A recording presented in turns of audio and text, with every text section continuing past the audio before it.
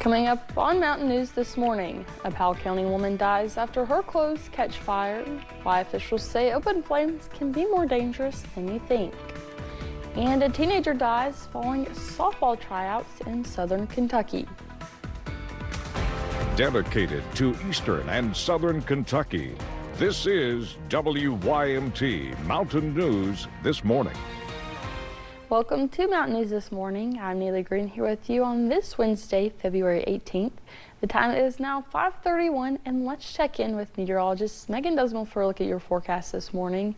Megan, you forecast the weather for us every day, but I'm curious to know, what's your ideal weather? My ideal weather? Oh, okay. If it's sunny, I'm going to say in the 60s, but if it's cloudy, I'm going to say the 70s, like that, yeah. Okay, I like that. I'll agree with you there. And I do like a nice wind as well. I think that does help. But for today, we're not going to be looking at 70s and cloudy. Instead, we're looking at slightly cooler temperatures in a mixture of the 60s. Here's a look at what we're seeing right now in terms of, oh, looks like my graphics are out of order, but we're looking at some windy conditions as well. So that's something to keep in mind with that forecast as we're heading into the day. Looks like 33-mile-an-hour wind speeds right now in Wise. Many folks looking in the teens, so very fast wind speeds with temperatures by the time we're heading into the afternoon making it into the low to mid 60s, which is overall really pleasant. One thing to realize though is that's not much warmth from what we're seeing right now. These current temperatures are in a mixture of the mid to upper 50s and low 60s. So really throughout the course of the day, we're only going to gain a couple of degrees of warmth. But that's still pretty nice, especially since we're supposed to be in the upper 40s for our afternoon high temperatures. So take advantage of those nicer temps. But in terms of what we're looking at, lots and lots of cloud cover. Of course, that windy conditions that we're talking about and some rain chances return in the forecast later this morning. Neely. Thank you, Megan. A Powell County woman's death is bringing light to the dangers of open flames in your home. Firefighters say 75-year-old Linda Snowden was injured after her clothes caught on fire. She was flown to Cincinnati last week, where she died Sunday. Madison Porter has more. Linda Snowden lived on this quiet street in Clay City. Neighbors say not much happens around here, which is why when they heard of Linda's accident, they were all sad. However, some are gathering around Linda's sister, still living here, who told me that the two of them were very close. Investigators are still trying to figure out what caused her clothing to catch fire at her home. The Clay City Fire Department educates the community about appropriate clothing around an open flame. Major Lisa Johnson says clothing is the #1 cause of burn injuries from a flame. She says some of the most common burn incidents come from cooking, candles, lighters, and bonfires. I wouldn't be around them with your loose clothing because you could be walking, go by a candle, and it's going to get your pant leg. I mean, there's just so many hazards to it. Johnson says fire spreads more quickly on fabric. The Clay City Fire Department doesn't receive a lot of calls for burn injuries, but Johnson says when they do, they're serious. You're wearing it. That's your clothing you have on.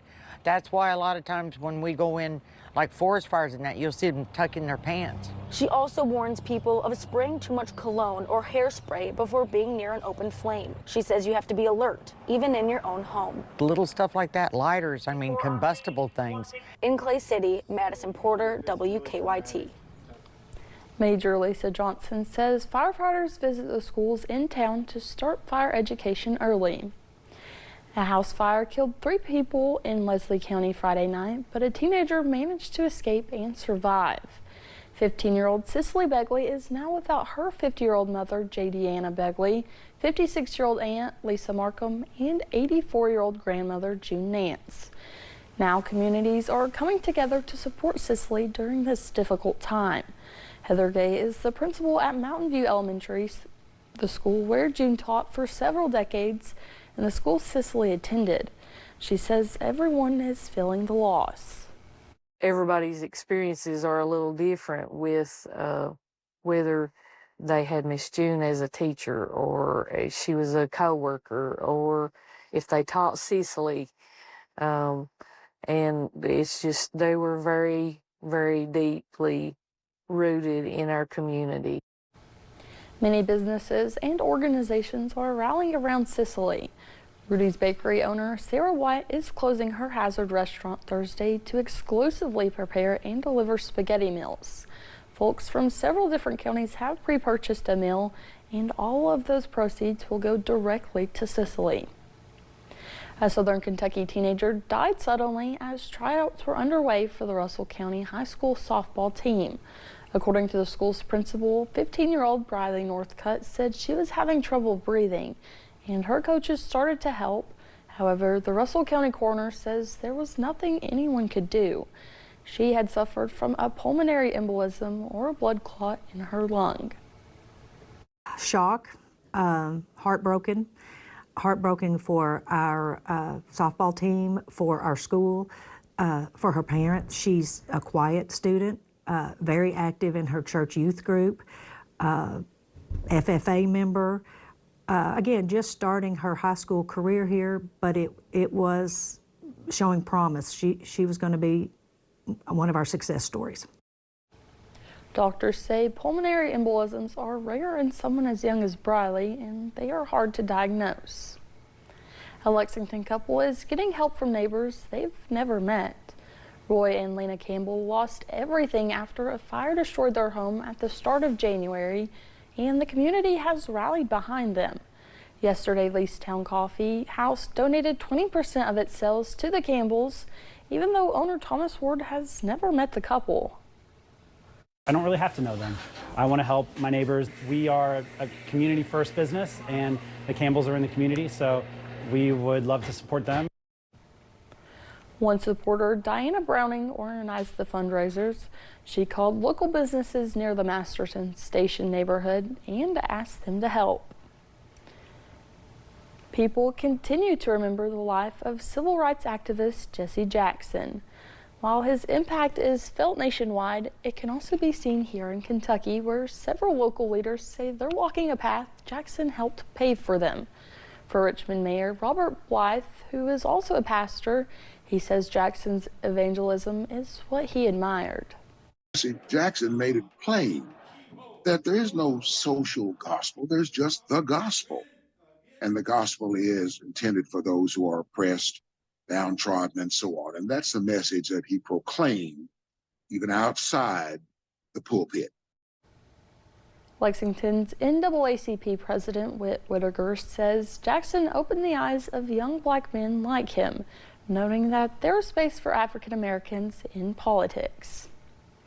Officials in Pike County hosted a special meeting Monday addressing the ongoing concerns about a private landfill company planting its operation in the Myra community. WIMT's Buddy Forbes has the latest on the controversy. But don't shoot the messenger. It was standing room only in the Pike County Fiscal Courtroom Monday as officials dived into the details of an agreement with a private company seeking to build a landfill on former mine land in the Myra community. This was just an exploration. It is not saying that you're going to get a landfill. I promise you that. I mean, so the three options I were given: raise the garbage bill,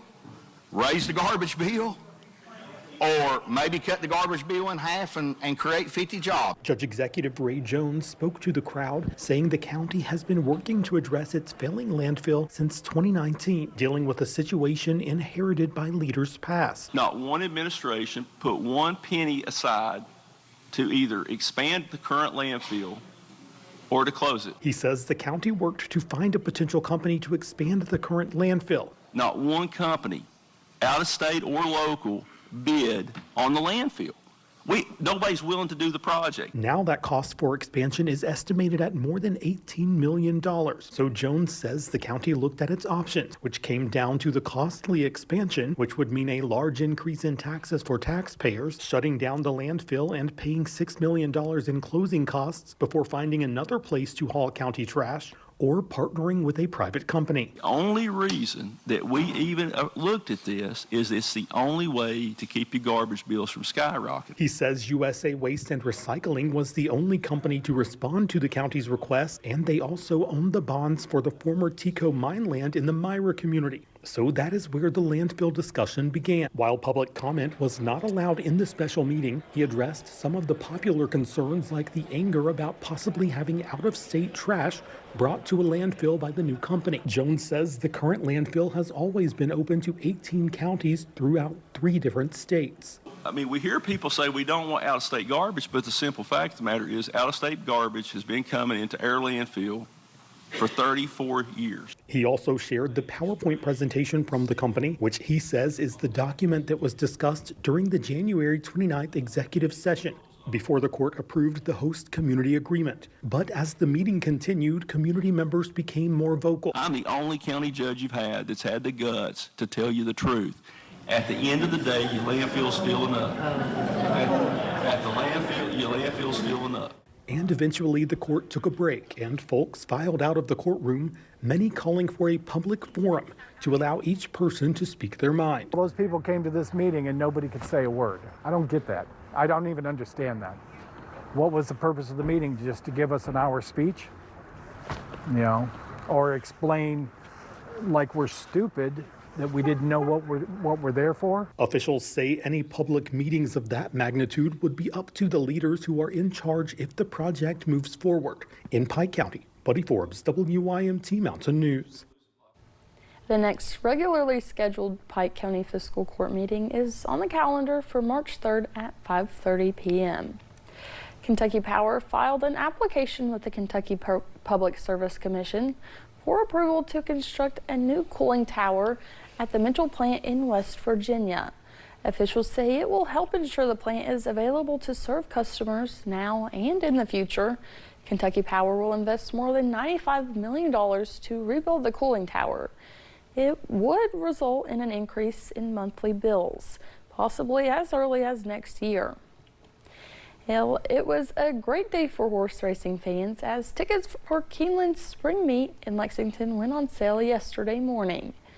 During the fall meet, fans got to check out the new features like the east entrance and saddling paddock, but construction was still underway. This spring, they get to see the finished product. Gabby Gaudet with Keeneland says the track's newest paddock will be open and fully functional this April. It includes new dining experiences and all-inclusive rooms. Go to our website and try to look at some of the descriptions and try to get a good feel of what you want come race day, because each room provides a completely different experience. When tickets go on sale, they sell fast, especially for opening weekend. Cadet says if the tickets you want are sold out, keep checking the website. The first day of the spring meet is April 3rd.